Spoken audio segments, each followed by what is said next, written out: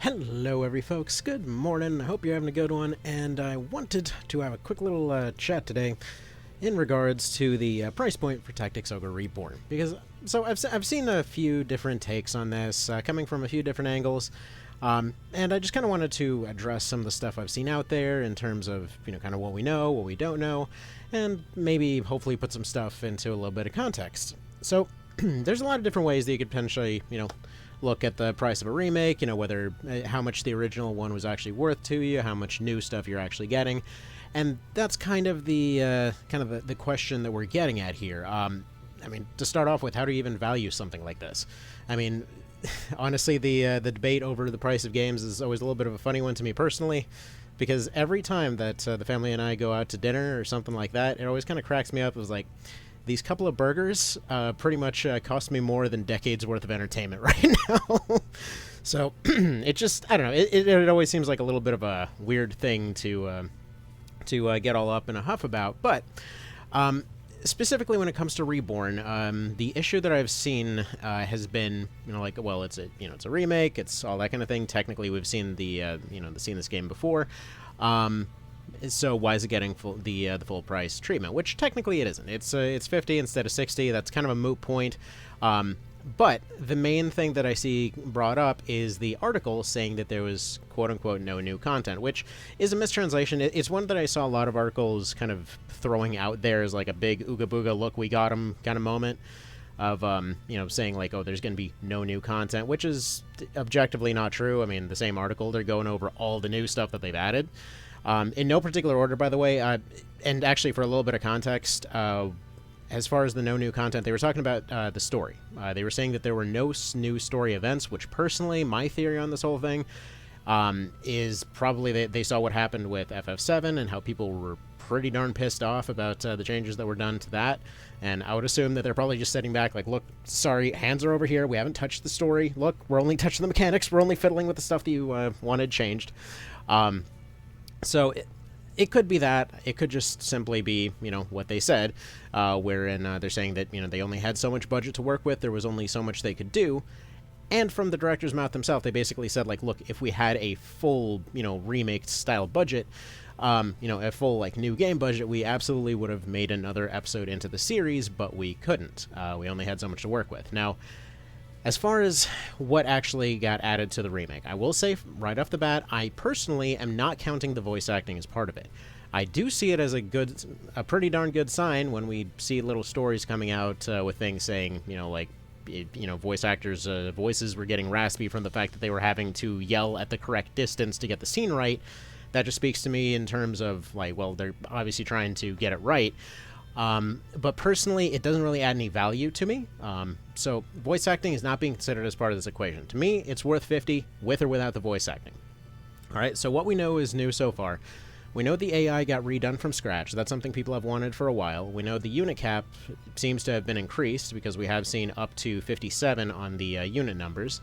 We know that the visuals seem to have been redone. I want to say top to bottom, but not really. Like, some of it is just... Okay, there's a lot to this particular, to the visuals.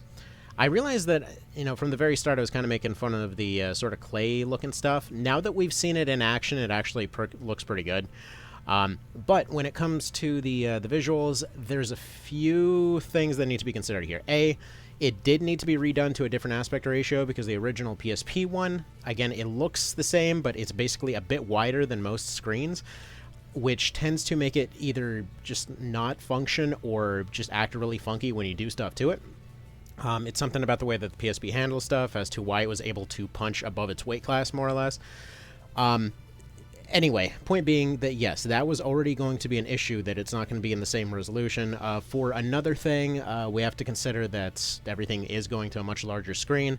If you compare the two side by side, at first glance, you might be repainting some of these tiles and things like that in your head, but if you compare the two side by side, like bring up your PSP or Vita or whatever else right now, and just put it next to any of the screenshots that you end up finding for Reborn Online, and you'll see just how much more detail was added. And I'm not talking about just up-resing things. I mean, I'm pretty sure they went through and they did actually add more stuff to all of the art. There is a lot more detail that wasn't there before, like new edges, new points, new little things here and there. So visually, yes, I do actually believe them when they're saying that they went through and they did completely redo the art. There's a lot of new little details. Like this in particular.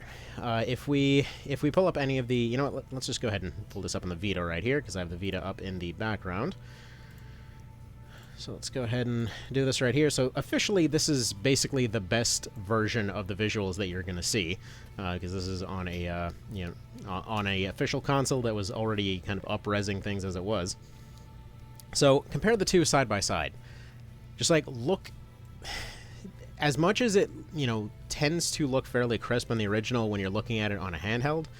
If we're talking about a full screen resolution here, you can see that there is quite a bit of blurriness that starts showing up as we get bigger and bigger. Now, that's a minor thing. I'm just throwing it out there in terms of people saying that it was just a straight up res with no new details. That is blatantly incorrect. You can compare the two side by side and see the differences.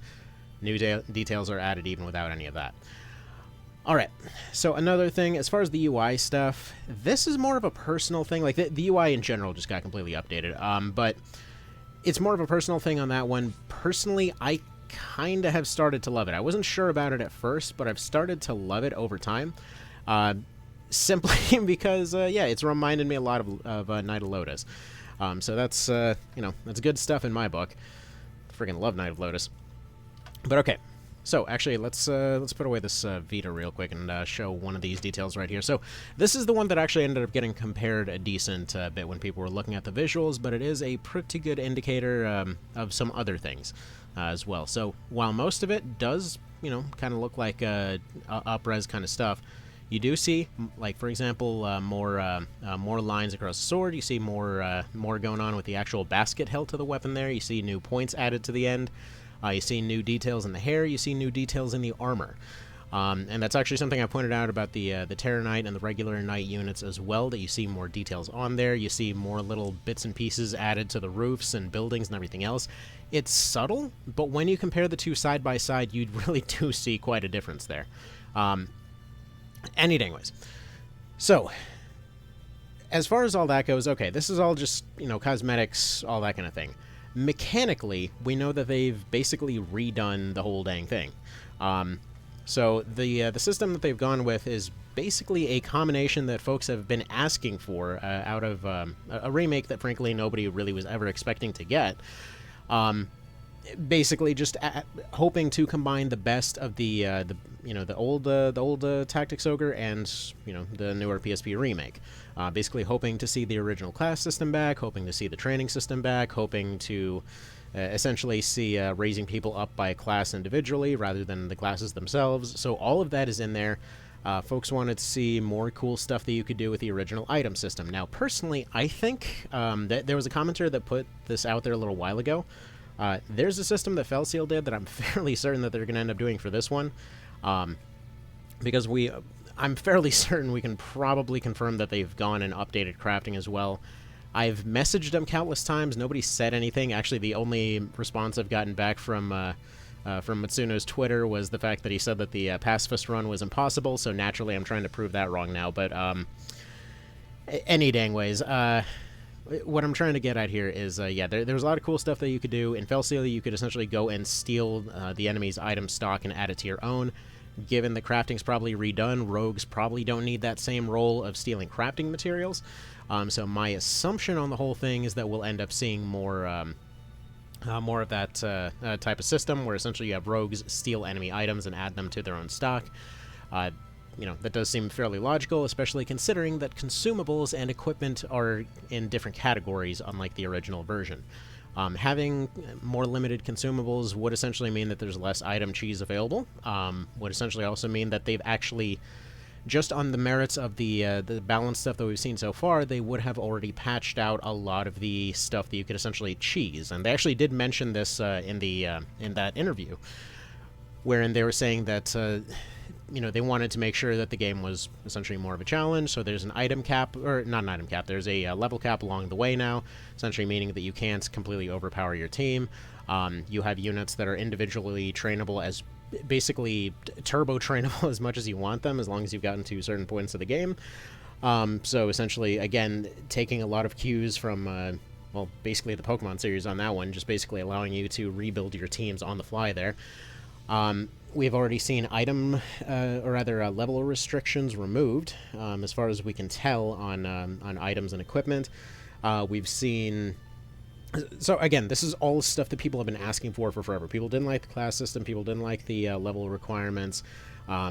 People wanted kind of more impactful sounds and all that kind of thing, which if you missed that little detail on there, they've gone through and they remade every single sound effect in the game.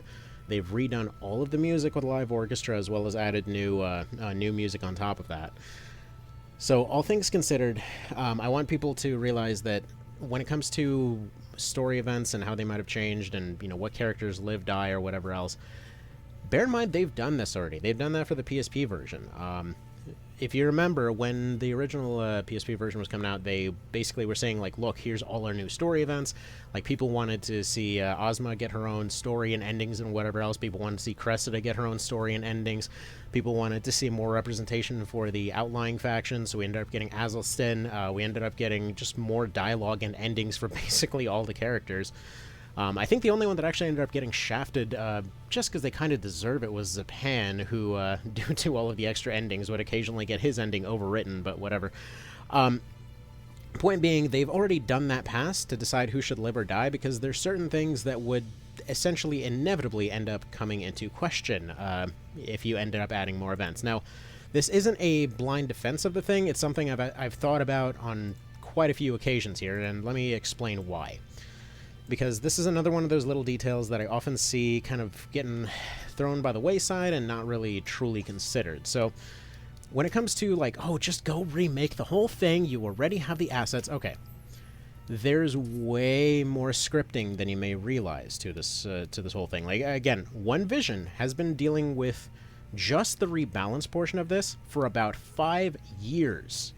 All right, now granted, that's one guy, not a full professional team, and he's doing it through hex codes. But what I'm saying is there is a lot, and Rakes is dedicated as hell, and he's got Gibbed backing him up now, and I just like to call them the One Vision team at this point, and just like imagine the whole like Battletoads Double Dragon logo exploding in the background, but the personal stuff on that. So let me explain. You see every single fight, every single event throughout this whole game. Now, you might potentially, if you haven't seen any of the runs on this channel or whatever else, you might be tempted to think, okay, it is one fight, they dropped some units on a chessboard, they have some dialogue triggers, that's it. No. There's multiple versions of the hundreds of battles in this game. There's multiple versions of every scene in the game, and yes, a lot of it is kind of like, cut and paste, this, that, or the other. But based on, like, who's alive or dead, what items are in your inventory, what things you've accomplished in the story, your world state, your reputation with different factions, like choices you've blatantly made along the way, there's a lot of little things that can change all over it. So basically the only real exception that you're seeing to this is everything up to Chrysaro, because up to your first anchor point, like, this is all stuff that locks in your like original faction starting stuff. Everything past this point is redoable, meaning that every fight has a high-level version, a low-level version, a New Game Plus version, and then variants on each of those for pretty much every fight outside of Coda. Once they got to Coda, they're just like, fine, whatever, just New Game Plus.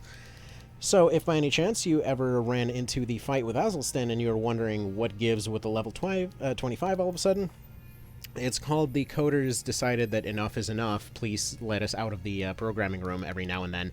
And so they only made one version of those particular ones. But for every other story, like, there's lines for bringing in specific characters, there's basically different side quest things that can trigger, and there's so many events in this game. Like, I've heard the argument made of you could technically speedrun the game in 4 hours, which I just plain don't understand, because that basically means that Ocarina of Time is the worst game ever, because it's 13 minutes long on a speedrun, if that's what we're running by. But my point being, it's not a short game by any measure. It's not only not short, but it's also extraordinarily wide. Again, variants all over the place, variants for again, who's lived, died, everything else. Even minor stuff, like, for example, let's see if I can find it right here. In chapter, it was either 3 or 4, the bit where you go talk to the Pope, like where you go visit Pope guy, where was it? Probably around here, but basically Moravra's kids there, whatever. Probably somewhere along here. You have a moment where he asks you, like, what exactly, like, what's your plan here? Actually, here, it should be around here somewhere about. You know, the fight right before Sherry. We'll just go ahead and use that as an example here. There we go. This one. So, as you see in the in this thing right here, technically you can have up to 3 of his daughters available at that point, and depending on how many are in your party and technically alive in the story at any given time, it will adjust the cutscene accordingly for every one of those situations. But on top of that, the conversation that you have after the fight, where you basically, he asks you, like, are you going to go have a war with your sister? Just that one alone spawns 2 different variants of a fight later, because depending on whether you basically hint that, like, oh yeah, you know what, Cashua decides to start a fight, you know, she's getting one, she won't show up. So immediately that spawns 2 different versions of this fight, as well as another alternate version right here. And then depending on how everyone interacts in that fight, there's all kinds of different reactions that happen out of that. And then if for some reason you manage to get her killed on the way home after that fight, but in a situation where she actually survived, then you have yet another branching path that goes off this way. Like, again, I don't think people realize just how many events, like, these are just main events. I'm not even talking about the little tiny background stuff. Like, you know those skeletons in the Parampa Wildwood? Yeah, did you know that those are affected by your world state and choices you made along the way? Those dragons you fight in the volcano, most of them you don't actually have to fight. Usually they won't be hostile. There's some situations that you can make them hostile. But, again, it's just like, there's all these little tiny things going on at all times, and that's why you may occasionally wonder, like, is the game bugging out? I don't remember it being like this last time. No, it's not bugging out. In fact, it's shocking to me that it never comes up that this game has, like, maybe 3 recreatable bugs that never come up in gameplay for a game this ridiculously, like, long and wide and everything else. There's so much here that, no, when basically when they're saying it didn't really need more story events, there's already plenty there, that's not like a blasé, screw these peasants demanding stuff kind of thing. The amount of effort it would take to adjust one thing and then all of the butterfly effects, like, bullshit that comes out of it would be ridiculous. I mean, again, I just feel like a lot of that stuff gets unfairly compared to something like FFT, where it's just like one straight line where it's like, why don't you add more stuff? Because that stuff has to interact with this, you know. Like, for example, one that often comes up, and spoilers for Neutral, I'm sure exactly no one cares. But, where is it? Where is it? That one's Law. Neutral should be up top here. Okay, so, retake rhyme, and, well, let's see, he gives this thing, and we get this one. Can we actually play the scene here? And no, it's just going to be their conversation. Give me this one. Anyway, right before this one, So yeah, Lenar gets stabbed. Cashua assassinates him, right? And in this particular scenario, the question oftentimes comes up, and this is actually something that was changed in the Chronicle Valeria mod, if you've ever played it, but basically, like, why can't you save and recruit Lenar at that point? Because he's basically killed out of the story, and it's simply because it would actually make the story not work. It would actually mess up what's going on in Neutral. So, like, for example, to explain what's going on in Neutral, you got betrayed by the Resistance, you ended up leaving them, fighting them, and then you end up rejoining them, and that's why it's called Neutral, because basically the decision is that everybody to the north is a way bigger enemy, it's time to become friends again. So everyone hates you on all sides. The only reason that the Walliser are even put up with you is the fact that Lenar is constantly basically defending you against other members of your own faction, and the fact that you're doing stuff for them. Pretty much every time that you do any mission in that one, someone from the Walliser side comes over and they're like, wow, you're a piece of shit, how dare you, help us. But that's kind of the cool thing, that just, like, you're basically enemies with everybody, but you're more or less just like trying to make peace between everybody. The tragedy of the neutral route is essentially that everybody has all of their dreams and aspirations succeed in the way that they wanted to, only for all of it to backfire anyway. Basically it just turns into this whole cascade effect of just like everybody's plans fall apart despite doing everything right, as like in their own eyes. So anyway, if basically in that scenario, if Lenar survives, then he's basically the one left bleeding, meaning that, well, in Chapter 4, they would essentially have to redo a entirely second thing for Chapter 4, whereas the whole point of Chapter 4 is that everybody more or less falls in line to deal with what's left of the kind of wayward Lotus faction, and then, you know, kind of just agrees to disagree, and then you get the ending that's based off all the choices they made up along the way. Like, there's often a misconception that the entirety of 4 is just one straight line, which it kind of technically is, but this is where all your side quest stuff is, and the actual, like, outcome of all of the stuff you've done shows up in the ending. But again, as far as remaking every single asset of every single, you know, fight, remaking the maps of every single fight, redoing all of it, they've already redone the balancing for all of this stuff. They've already, you know, put in a whole new system that, for those wondering, is actually very similar to what Rakes has done for One Vision. At least so far as we've seen. So, for those unfamiliar, the reason that and actually Rakes put this in a comment a little while ago, the reason that One Vision boosts health, you know, up quite a bit, is basically to clue people into how the armor system works. Again, many folks going into this series, especially the newer folks, will never figure out that there's an armor system. They'll just make a bunch of assumptions. Those assumptions will get proven wrong, and they'll assume that the game is broken. That happens very regularly with the system. If you figured it out, good, but I'm just saying this is something that you see all the time from folks returning to it. Like, you know, I went and I soft blocked this, you know, this thing was designed wrong, and then usually it's like one or two little tweaks, and everybody's all good to go. So basically increasing the health helps clue people into what, you know, kind of what's going on there. Reducing the number of skills and spells of what's available basically forces people to, to make those particular choices. Like, skills-wise, one of the complaints about the PSP version was the fact that you could essentially stack up a bunch of buffs and that kind of thing.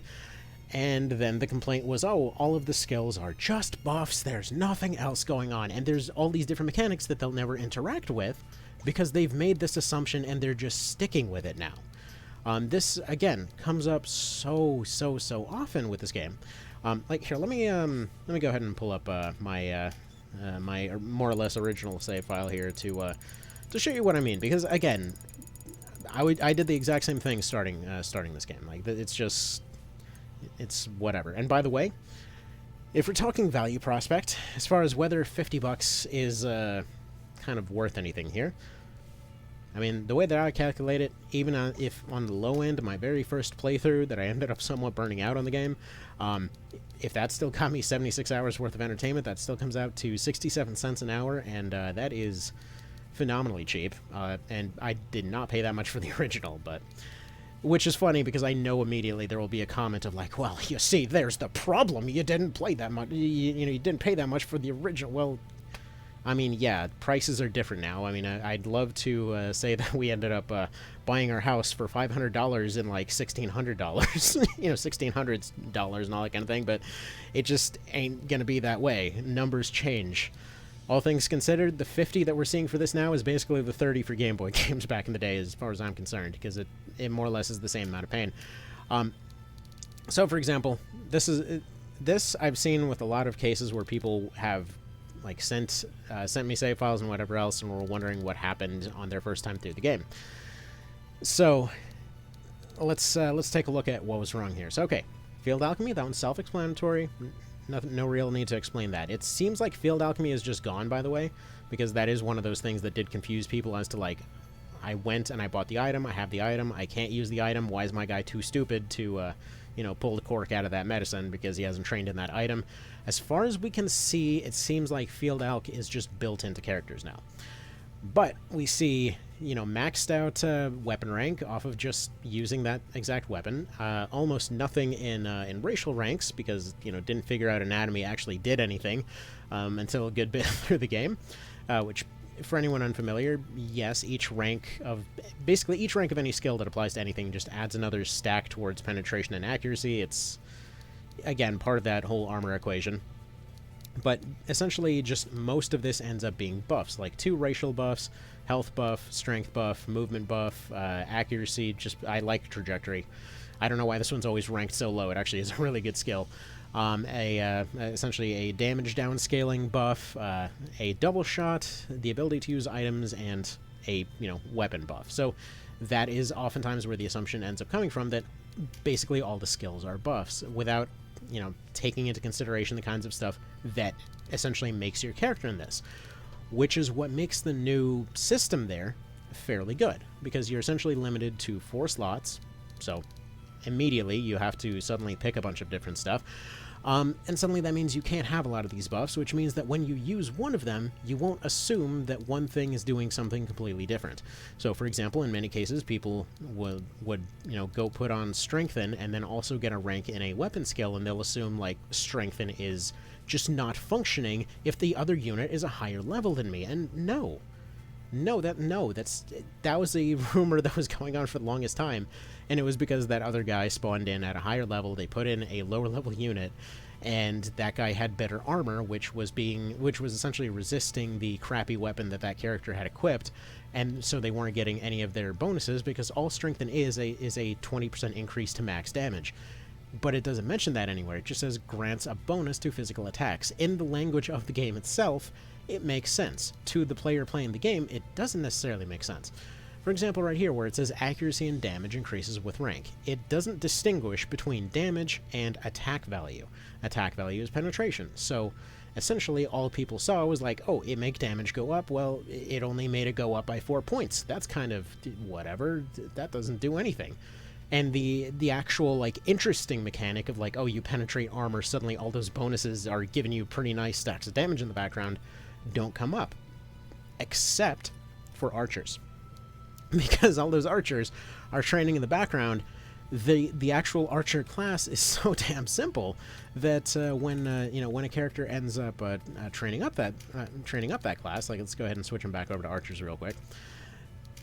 Because the archer never has to change any of its stuff, that it's essentially just upgrading damage, it's got one job, and that is to shoot. Essentially, people are automatically creating an optimized build, and they don't know how. They don't know what caused that situation to occur, and that's, again, why it's good that suddenly we're having less skill ranks around. Because when you put in a skill, you can automatically see what it does. It is clearer, it boils all of this stuff down to something that makes more sense, and it forces people to actually, well, interact with the mechanics more. I mention this because I, like, as a huge challenge run fan of this game, like, I've seen for ages and ages and ages that like, there's just all these background mechanics that never ever come up, which is great if you're making videos about it, but not so great when you're trying to essentially explain what it is that's going on to to somebody that's trying to understand the game at all.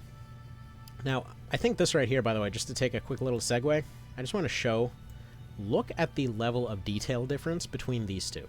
Like, in the original, we've all seen it so many times that we can, more or less understand what's going on, but you don't really appreciate how oftentimes blurred out or filtered out a lot of the original is until you look at how dang crisp the Reborn visuals look.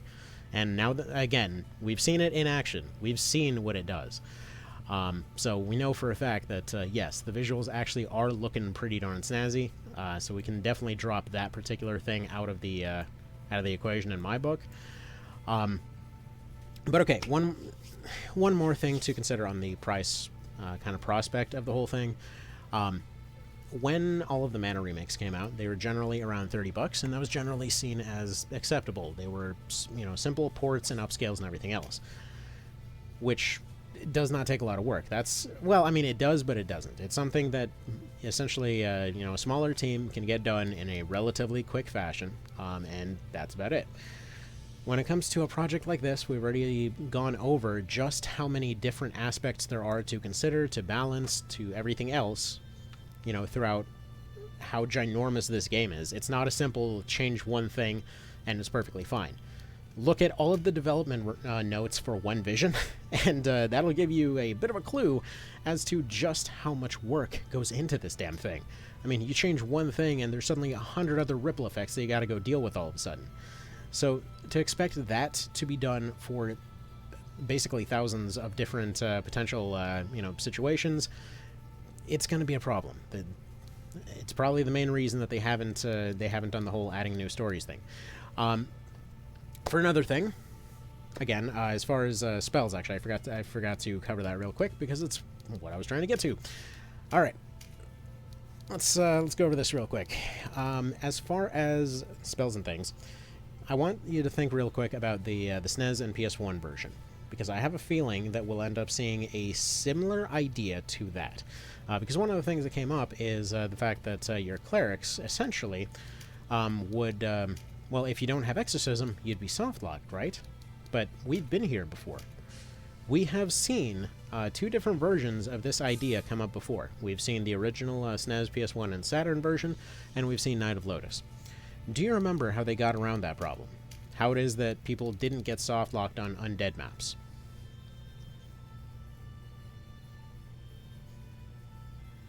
Words. It was just words. The entire time they just gave a guy the ability to talk. In both cases, like in Knight of Lotus, all of your characters can talk. In the original Tactics Ogre, Denim could always talk. Basically what this meant was that if somebody got knocked to low health, undead included, they had the ability to essentially convert anyone to your side. It was a way that it not only prevented soft locks, but it was just a fun mechanic to play around with. Now, when it came to the PSP version, design-wise, you can tell that they gave you a hell of a lot of options spell-wise, because they wanted to make sure that at no point were you getting yourself stuck. If you had a cleric around, okay, you had exorcism, but if you didn't have a cleric around, there's, you know, you have exorcism scrolls. Or you have several items that will essentially function as exorcism items. Like later on in the game, exorcism staffs end up dropping off a bunch of things. But you usually have enough units where that's not necessarily a problem. At the same time, you have a bunch of items to prevent you from getting yourself stuck in different places. So, for example, there's many maps where you can essentially drop yourself down to certain tiles and not be able to get back up. And if you ever wondered about the somewhat random effect of a lot of these classes and things, you might notice that they give you things like Cloud Walk and the ability to warp. So you got Cloud Walk and Blink Walk off your spells, two of your cards that you're likely to just run into on the ground and probably not use for anything else. You might notice that many of the other cards end up getting used in crafting and things, but those two don't. Because those are essentially two ways to potentially prevent yourself from getting stuck, and again, it's just a fun mechanic to work with any other time. At the same time, they wanted to make sure that with, you know, the new armor mechanics, if you didn't understand it, you wouldn't just wind up losing all your units, so you had the lives mechanic, but they weren't entirely sure that that would be enough, so they gave you the whole countdown mechanic. So ultimately, we're seeing stacks of all these different systems essentially meant to overcome the fact that you suddenly had far more options on all sides. And unfortunately, the AI couldn't really keep up. So as far as the AI being redone from scratch and according to the developer interview being able to essentially adapt to the map as time goes on, well, I mean, that sounds like a pretty vast improvement to me. In terms of spells not being available, we already know that it seems like recruit skills are a thing. Now, if I were to guess, I would assume that Denim will still have the ability to talk to everybody. That's something that he had in the classic version.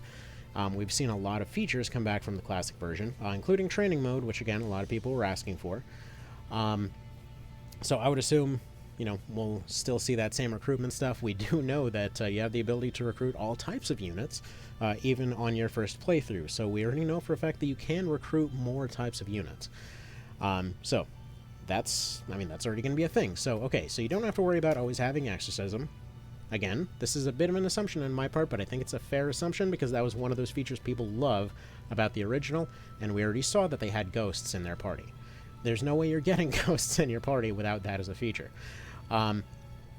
Again, unless stuff's been completely redone in that respect, but I'm fairly certain early game Ghosty is back. Okay, so This essentially means that everybody would be boiled down to a more specific, more specific role there.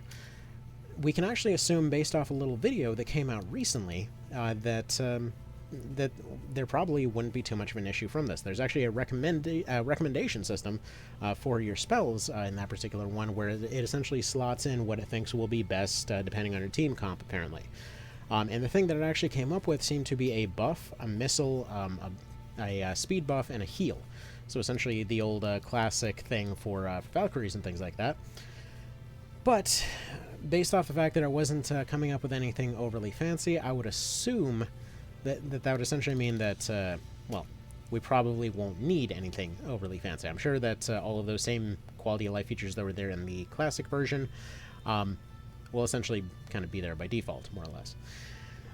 Alright, so we're kind of starting to get into the weeds of all these different features and all that kind of thing. My voice is definitely getting a little bit raspy, but personally, I don't think the spell list thing is going to be much of a problem. I mean, I know in most cases, most characters will end up just using a couple spells and then just kind of a list of various things. Like, for example, if you have a if we go through, like right here, I had a character that was functioning as a witch there, and they were just spamming missile abilities the whole time. No, I don't know why they picked these two, but whatever. Who did I have as my dedicated caster, I wonder? Here, let's see. Yeah, I have my... this guy was... I wanted him to function as a flying knight, but he only ended up using a missile ability. We have the Swordmaster here, who again, just missile abilities, and then I just went and bought out everything in the Divine Tree. See, lowering the amount of spells here is definitely going to be a solid call. I'm just telling you right now, realistically, in most cases, yes, there are those outside cases, having less overall available stuff makes you think about what you're going to bring a lot more. And additionally, something that I want folks to consider is that a lot of items had use item effects on them that frankly never ended up really seeing too much use. It's something that's always been around in the series, but traditionally they see very little use. And even though the PSP remake had probably some of the most useful effects on there, in many cases it just was completely underappreciated in terms of what they could be. So, for example, the Brynhilder there, it seems like something kind of pointless, right? You've got a sword, but you don't have any spellcaster wizards or whatever else. You know, warlocks can't use swords like they could in Night of Lotus, so why even have this here? And again, this is why it would be good if the game clued people into how the armor system worked, because if you did stack augments, if you did stack spellcraft on somebody, even if you just used the buff and then you used that Judgment 2 ability, they would effectively have a character that was functioning as an additional wizard. It would allow them to switch roles mid-fight. There's a lot of little things like this that are very useful pretty much primarily for challenge runs and never come up in a normal playthrough. So I would love if that just became more of the overall strategy, just something more people got to experience, because it just kind of gives it this whole nice like 3D chess feel. It's just wonderful. It's part of the reason I love challenge running the series so much, because when you figure out something absurdly niche and it saves your bacon, it just feels good. Like this is one that I loved at the time, and I didn't really understand why it worked. But for example, the fact that there's a massive strength and vitality bonus on the Petratart blowgun means that if you put it in your primary hand, it effectively gives you a massive amount of defense as a little bit of a shield thing. So even though you can't really counter with it, you could effectively have a ranged weapon that's also a shield with this thing. It's again oddly specific, but it's just nice. So I mean, we could go on about tiny stuff like this forever. My point is, there's a lot of clearly passionate mechanical changes that were made. We know the AI got redone. We know the audio got redone. Again, I'm not counting voice acting in this. We know that the thing looks a hell of a lot prettier these days. Again, look up any screenshot, compare the two side by side, you'll suddenly put away the nostalgia glasses and see just how much new detail was added. Yeah, the sprites could be a little better, but let's compare the two side by side real quick. Because this isn't really even an accurate comparison, just due to the fact that, well, it's... okay. Several people have pointed out to me the fact that there's a bit of compression going on in a lot of the pictures that they posted, something about formats or whatever else. I don't know. I'm not a video engineer or any of that nonsense. Point is, they look a little bit blurrier than they should, and that's essentially why with the videos everything looks much sharper. And if we compare the two side by side here, does it really look bad, or is it just the same image blown up? Because like let's compare these two real quick. Right? You see this rune fencer that I'm pointing at over here compared to the one on the right? Is there really that big of a visual difference? Does it look that much worse? No, you see a few more little extra details. You see a few extra belts. You see a little bit more of that weird crotch uniform they got going on there. And you see a bit more of their visor showing up. So, again, more detail got added. It's just that there's only so much that could be added to the original version. So, anyway, I hope I've kind of made the point here. It just feels like a lot of folks took a quick look at one headline and made their decision then and there. There's a lot more to appreciate in this whole thing that, I don't know, I just feel like tends to go a little bit underappreciated, but it is what it is. Another thing, and I just want to point this out because I don't remember if I pointed it out before. Look at how much brighter everything is in the remake thing. Like, this is a weird minor point to bring out. I'm bringing up the brightness thing because every time that I boot up Night of Lotus, the vibrancy and brightness of absolutely everything just makes me smile. Now I know we don't know all the details. It's not out yet. Obviously, there's no way we can know absolutely everything about it, how it feels, how it plays, any of that. But we do know the track record of the people involved, all right? And they have a track record of making some damn good games. So, all things considered, yeah, I'd say it's very much worth the $50 investment, even having not seen the dang thing. And actually, as a little bit of one more note here, I wanna throw this into more context, because let's assume for a second you've never played a Tactics Ogre game. You're like, it's 50, you know, it must be pretty, you know, it's a remake, but it looks pretty darn good. You know, how does this compare price-wise to other games that are around? Like, well, let's see, the Mana remake, again, simple upscale, $30. Are all those mechanical changes worth $20 to you? I mean, I would certainly say so. Oh, you want to go experience some depressing chess with a Choose Your Own Adventure vibe? Would you like to go pay $75 for the entirety of Banner Saga? You got Pillars of Eternity. That was a straight port, which again, you know, that was a Kickstarter game. $50. We're not really comparing apples to apples here, but whatever. Dark Souls Remastered, basically a straight port.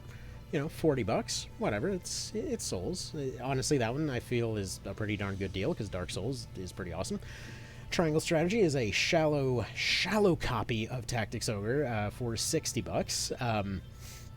That makes me sad. I mean, Battle Brothers doesn't really have much. Well, it's an awesome game, but it's not exactly like blown anyone away story-wise. But still, $60 on that. XCOM 2 Collection's a funny outlier because it's one hell of a game, and all of its DLC is $20. I have no idea how it's so cheap, but damn.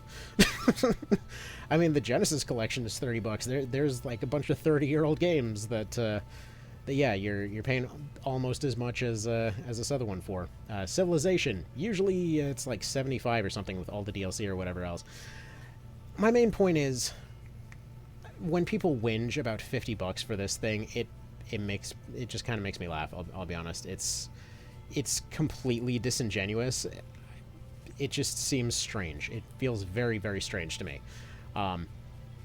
Because, again, we know what this game is. We know for a fact that a lot of the best stuff, like all the setting, all of the mechanics, everything else, despite the fact that all the skills and everything else have been redone, the overall flow of the game couldn't have changed that much. We know for a fact that they couldn't change all that much. Hell, if it was a port of the game just as it was, just as the PSP version, that would still be more content than most games you see in this genre today. I mean, if we compare it to something, it's probably its closest modern thing that I've heard it compared to was Divinity Original Sin 2. Let's go take a look at how much that is these days. I mean, I know it was on sale recently for $25.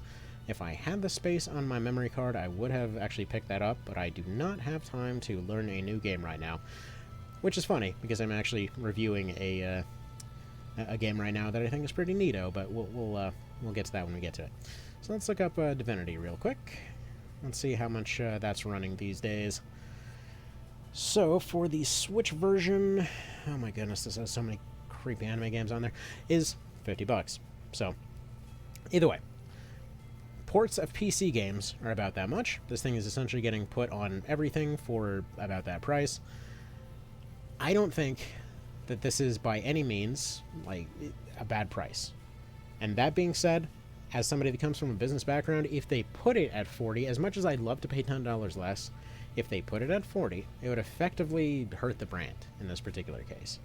Now, in most cases, that wouldn't be too much of a thing. Let the corporates worry about their corporate bullshit. But when we're talking about a brand that has not seen a whole lot of action in quite a while, over a decade here, it's seen the odd reference here and there in their MMO, but realistically, it has not seen like that much like actual new stuff for quite a while here. And especially considering it's a game that is considered pretty much the best, if not like one of, if not the best of the genre. If you put it at 40, it essentially does a disservice to the whole thing, because you're basically saying like, oh, it's 2/3 as good as this other crap that was made out of a bunch of reused assets a few months ago. Like, honestly, it was already a disservice to the whole brand there that up to this point they've given it almost no marketing on this side of the world. So putting it at any less essentially just throws it out there as a budget title, which this thing by no means was. Again, a $13 million PSP game originally. So, anyway, I just wanted to throw all this stuff into context. I know it was a bit of a ramble, but I just feel like, again, a lot of the kind of dismissals of the remake and things like that just don't seem to come from a place of actually understanding what this thing even is, and we don't even have all the information yet. But this is essentially what people have wanted for a while. They've wanted, the AI to be redone. They wanted the maps to be redone. They wanted the visuals to be redone. They wanted better sounds, visuals, all that kind of thing. Sure, people wanted those extra story events, but they would effectively conflict with whatever was there. That already happened with the original PSP remake, and, again, level caps seem to be, well, that level requirements are gone, level caps are back, training mode is back, class system got reworked, items got reworked, spells, skills, whatever else, got reworked into something more understandable.